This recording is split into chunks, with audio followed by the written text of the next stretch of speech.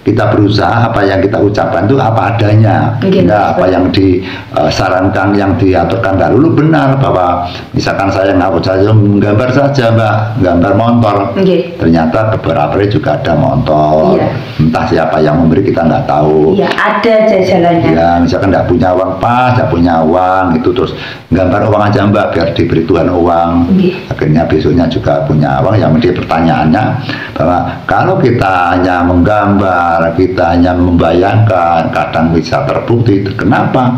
Saya pun juga sering telat uang, kadang rokok pun juga sering telat rokok. Kok tidak gambar rokok saja atau nggak gambar uang saja? Kenapa demikian? Karena kalau kita mempergantungkan dengan hal-hal yang tidak wajar, kita nanti akan tersesat teman-temanku.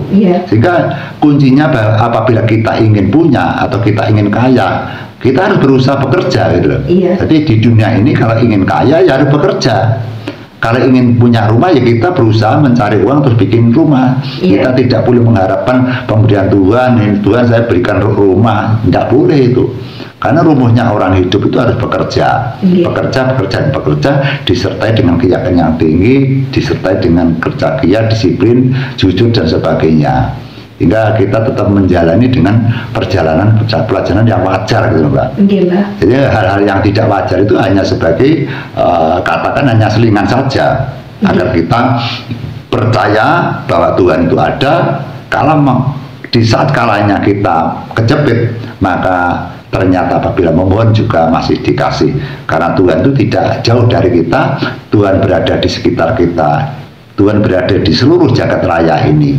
Semuanya dihiasi dengan rumah-rumah Tuhan, yang mana Tuhan tidak dapat diprediksi tempatnya di mana. Kita harus percaya bahwa Tuhan itu selalu mengintai kita, mengatur kita, menghidupi kita, dan lain-lain. Itu yang paling penting Mbak. Di dunia ini itu ada hal nyata dan yang tidak nyata, ada hal gaib dan hal yang nyata, yang mana ini tidak bisa kita campur adukkan. Jadi kalau kita membicarakan hal yang tidak nyata, tidak bisa kita gabungkan, kita sambungkan dengan hal-hal yang wajar atau hal yang nyata. Dan kalau kita membicarakan hal yang nyata pun juga tidak bisa kita gabungkan atau sambungkan dengan hal yang tidak nyata, karena semua itu memiliki ranahnya mereka sendiri-sendiri yang tidak bisa kita campur adukan teman-teman. Sehingga semoga ini bisa menambah ilmu wawasan kita bersama-sama, karena kadang kita juga bisa belajar dari pengalaman orang lain teman-teman, bukan hanya dari pengalaman diri kita sendiri. Mungkin ada yang ingin sampaikan lagi Mbak? Setiap orang memiliki kelebihan dan kelemahan. Sebaik-baiknya orang pasti ada buruknya, seburuk-buruknya orang pasti ada baiknya. Kita berbicara orang baik, kita belum tahu buruknya. Kita berbicara orang buruk, kita tidak tahu baiknya. Sehingga di dunia ini kita tidak boleh merendahkan dan melecehkan, menghina orang. Misalkan kita atau saudara kita memiliki ilmu yang bisa mentransfer kepada muridnya atau kepada rekannya atau kaumnya atau bangsanya atau umatnya.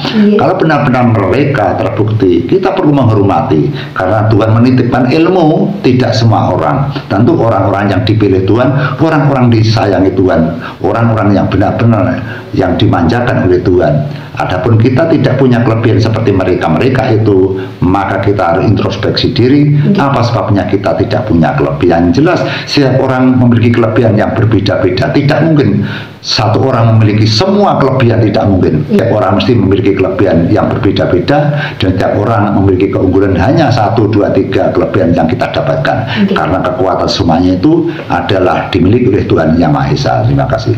Cukup sekian teman-teman, semoga video ini bermanfaat bagi kita semua. Rahayu. Rahayu ingkang sami pinanggih, amin ya rabbal alamin. Matur suwun.